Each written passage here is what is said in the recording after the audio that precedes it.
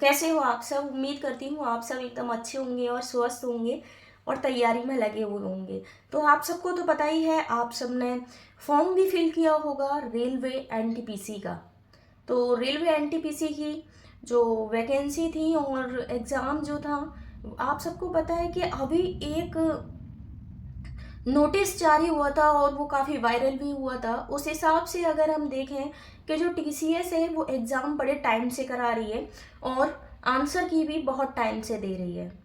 तो इससे अंदाज़ा लगा सकते हैं कि 2025 में जितनी भी वैकेंसी आएंगी वो टाइम टू टाइम कैलेंडर जो आया है उस हिसाब से ही आएंगी। तो आपका ये डाउट तो क्लियर ही हो चुका है कि वैकेंसी नहीं आएंगी, बट 2025 में जितनी भी वैकेंसी है वो लेट नहीं होंगी, क्योंकि हमें अभी जो एग्ज़ाम हुए हैं जैसे कि आरपीएफ एसआई एग्ज़ाम हुआ है और दिल्ली पुलिस भी हुआ है और भी बहुत सारे एग्ज़ाम्स जो हुए हैं उनकी आंसर की, सीजीएल हुआ है, सीएचएसएल हुआ है, एमटीएस हुआ है, उनकी आंसर की आ चुकी हैं। आप सबने देख भी ली होंगी। तो जो टाइम दे रखा है, जो शेड्यूल बनाया है टीसीएस ने, उस हिसाब से सारे एग्ज़ाम्स जो हैं वो टाइम टू टाइम हो रहे हैं। इससे हमें ये पता चलता है कि हमारे जो एग्ज़ाम है वो लेट नहीं होंगे। आरपीएफ कांस्टेबल का एग्ज़ाम जो है वो आगे बढ़ने की पूरी पूरी संभावना है और बच्चे चाहते भी हैं कि आगे बढ़ जाए, क्योंकि अभी आरपीएफ एसआई निकल के गया है, उसमें बच्चों ने इतना अच्छा स्कोर नहीं कर पाया और वैकेंसी भी काफ़ी कम थी। इसलिए नहीं कर पाया क्योंकि अगर मैं बात करूं कि मैथ की और रीजनिंग की, तो बहुत सारे स्टूडेंट्स के मेरे पास ये कमेंट थे कि मैम टाइम कम बचा, मैम टाइम कम बचा। और टाइम की वजह से एक तो स्टूडेंट का ये कमेंट था कि मैं सिर्फ 2 ही क्वेश्चन अटेम्प्ट कर पाया मैथ के। तो इसमें जो बच्चे आरपीएफ एसआई की तैयारी कर रहे थे, तो उसका बहुत सारा, मतलब कि बहुत कम स्टूडेंट्स का सिलेक्ट हुए हैं, बहुत सारे कम स्टूडेंट, और वैकेंसी भी काफ़ी कम थी। तो ये जो वेटेज था ये काफ़ी कम रहा। तो बच्चों को यही माइंड में रहा कि हमारा पेपर छूट गया। पर आप सबको अब ये नहीं करना है। आप सबको पता है कि एनटीपीसी का एग्ज़ाम जो है वो देखो अप्रैल में, या तो अप्रैल के मिड अप्रैल में हो ही जाएगा। मिड अप्रैल से मुझे लग रहा है स्टार्ट हो जाएंगे। तो अभी हम बात करें जो ग्रेजुएट लेवल का है तो वो अप्रैल में पूरी पूरी संभावना है।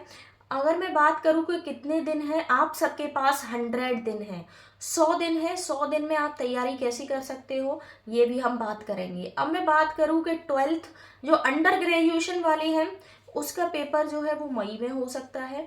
अब मई में कब होगा, अगर मैं बात करूँ तो आप सबके पास 5 महीने हैं।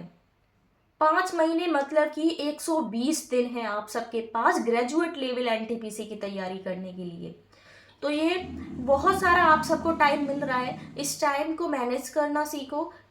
और जो आपकी चीज़ें हैं, जैसे कि आप जो चीज़ें भूल जाते हो, जो चीज़ें आपको अच्छे से क्लियर नहीं हो रही हैं उनको क्लियर करना सीखो। आप सबको पता है आपको कि जो रेलवे एनटीपीसी का एग्ज़ाम है जो 2 टीयर में होता है, मान के चलो जैसे कि प्रे और मेंस होता है, इसी टाइप से ये एग्ज़ाम होता है। अब मैं बात करूँ सीवीटी 1 की, तो आप सबको पता है सीवीटी 1 में 100 क्वेश्चन आते हैं, जिसमें 30 क्वेश्चन होते हैं मैथ के और 40 क्वेश्चन होते हैं जीएस के और रीजनिंग के क्वेश्चन 30 होते हैं। ये टोटल मिला के 100 क्वेश्चन होते हैं 100 मार्क्स के सीवीटी 1 में। अगर मैं बात करूँ कि सीवीटी 2 की, तो आप थोड़ा सा डिफरेंस होता है, सिर्फ 120 क्वेश्चन सीवीटी 2 में आते हैं। सिर्फ 20 क्वेश्चंस का डिफरेंस होता है, बाकी सिलेबस हमारा देखें तो सेम ही रहता है। तो अगर मैं बात करूँ अभी जो एग्ज़ाम, मतलब टाइम टू टाइम सारे एग्ज़ाम हो रहे हैं, तो इससे ये क्लियर है कि एग्ज़ाम होगा और टाइम भी हमारे पास काफ़ी मिल रहा है। तो तैयारी कैसे करें आप लोग, अगर प्रैक्टिस करना, आपका अगर सिलेबस कंप्लीट हो चुका है तो आप प्रैक्टिस सेट लगाओ। प्रैक्टिस सेट पे अभी टेक्स्ट बुक पर आज और कल के लिए ऑफर चल रहा है, तो आप उस ऑफर को परचेज कर लो। यहाँ आप सबको दिखाई दे रहा होगा, इसको परचेज कर लो, बहुत फायदा रहेगा आप सबका। इसमें से आप प्रैक्टिस सेट लगाओ। अगर आपका सिलेबस कंप्लीट हो चुका है, मॉक टेस्ट दो, सिलेबस कंप्लीट है। अगर आपका सिलेबस कंप्लीट नहीं है, अगर थोड़ा बहुत भी आपका सिलेबस कंप्लीट है तो आप सेक्शनल मॉक टेस्ट दो। सेक्शनल मॉक टेस्ट में पता है क्या होता है टेक्स्ट बुक पे? सेक्शनल मॉक टेस्ट में आपको जिस टॉपिक में प्रॉब्लम है ना, उस टॉपिक को आप निकालो टेक्स्ट बुक में और अपना क्वेश्चन करना स्टार्ट करो। टेक्स्ट बुक में ये बहुत अच्छा सेक्शनल जो टेक्स्ट बुक में सेशन दे रखा है वो बहुत अच्छा है। सेक्शनल वाइज अपना जिस भी टॉपिक में आपको प्रॉब्लम है, रीजनिंग में एनालॉगी में प्रॉब्लम है, डिकोडिंग कोडिंग में प्रॉब्लम है, आप अपना उसी टॉपिक के क्वेश्चंस को निकाल के 100 क्वेश्चन दे रखे होते हैं एक टॉपिक में, आप उसको एकदम क्लियर कर सकते हो। ये काफ़ी हेल्पफुल रहता है। और अगर मैं बात करूँ कि स्कोर कैसे इंक्रीज होगा, देखो बार बार आप प्रैक्टिस टेस्ट लगाओगे ना तो आपका जो है ना स्कोर इंक्रीज होगा, ऑटोमेटिक इंक्रीज होगा। आपके जो डाउट है ना उनको क्लियर करो, यूट्यूब की हेल्प से करो या बहुत सारी प्लेटफॉर्म है कहीं से भी कर लो, बुक्स हैं बहुत सारी। अगर मैं बात करूँ रीजनिंग की, अगर मैं बात अभी 2024 में जो किरण पब्लिकेशन की बुक आई है, आप सबको यहाँ पे दिख भी रही होगी, ये वाली बुक आप परचेज कर लो। रीजनिंग की प्रैक्टिस लगाओ, जिस भी टॉपिक में आपको प्रॉब्लम है उस प्रॉब्लम को यूट्यूब की हेल्प से क्लियर करो, फिर प्रैक्टिस सेट लगाओ। और प्रैक्टिस सेट में भी प्रॉब्लम है तो अपनी प्रैक्टिस करने के लिए आपको ज़्यादातर बहुत सारे स्टूडेंट ऐसे हैं जो बचपन से सिर्फ और सिर्फ बुक्स से ही पढ़े हैं, तो उनके लिए एक यूट्यूब से पढ़ना काफ़ी डिफिकल्ट होता है। तो आप किरण पब्लिकेशन की रीजनिंग की बुक परचेज कर सकते हो, जो सी है रीजनिंग की संकल्प की बुक मेरे पास अभी अवेलेबल भी है। मैंने वो पूरी 2-3 बार कर ली है, रीजनिंग मेरी बहुत अच्छे से क्लियर है, आप उसे भी ले सकते हो। अगर मैं मैथ की बात करूं तो मैथ का भी काफ़ी बड़ा वेटेज रहता है एनटीपीसी एग्जाम में। मैथ की बात करूं तो मैथ के लिए भी आप अपने प्रैक्टिस सेट लगाओ, मॉक टेस्ट लगाओ, सेक्शनल वाइज चैप्टर जिस चैप्टर में प्रॉब्लम हो वो यूट्यूब की हेल्प से करो।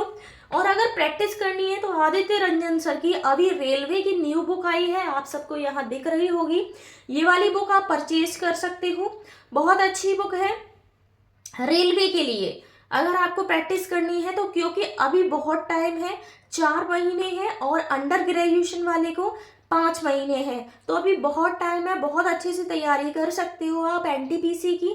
अगर मैं बात करूँ हिस्ट्री, ज्योग्राफी और पॉलिटी और स्टैटिक जीके की, तो मैं आप सबको सजेस्ट करूँगी, देखो स्टैटिक जीके के लिए आप अपनी एक अलग बुक ले लो अंकित नवीन सर की। आप, मैं ये नहीं कहूँगी कि यही बुक लो, आपको जिससे अच्छा लगता हो आप वो बुक ले सकते हो।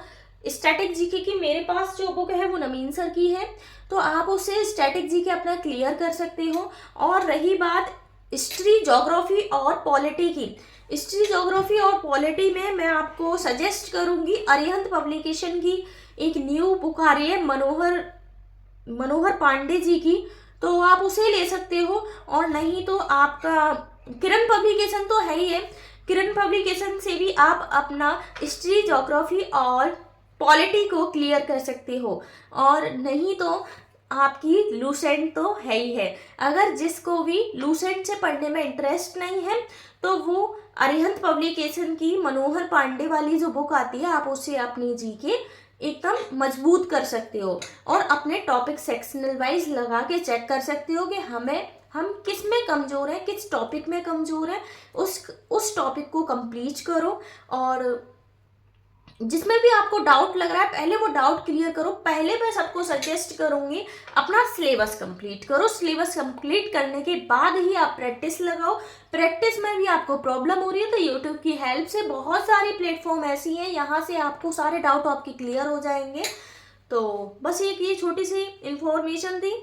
और आप सबको पता है कि अगर आप ना 50 क्वेश्चन भी डेली लगाओगे ना, रीजनिंग में, मैथ में 50 क्वेश्चन आप डेली लगाओगे ना, तो अभी 4 महीने 5 महीने हैं आपके पास, आप लमसम 3-4 हजार क्वेश्चंस का प्रैक्टिस कर लेंगे। आप बताओ 3-4 हजार क्वेश्चंस में से कहाँ से आएगा पेपर? इन्हीं क्वेश्चंस में से आएगा ना। आप डेली जो 50 क्वेश्चन करोगे, आप अपना टारगेट बना के चलोगे मुझे डेली 50 क्वेश्चन करने ही करने हैं, चाहे कुछ हो जाए। अगर चैनल सब्सक्राइब नहीं किया है तो प्लीज़ चैनल सब्सक्राइब कर लो। मिलते हैं आप सबसे एक नेक्स्ट वीडियो में एक नेक्स्ट इन्फॉर्मेशन के साथ। जब तक के लिए अपना ध्यान रखिएगा, अपनी फैमिली का भी ध्यान रखिएगा। जय हिंद दोस्तों।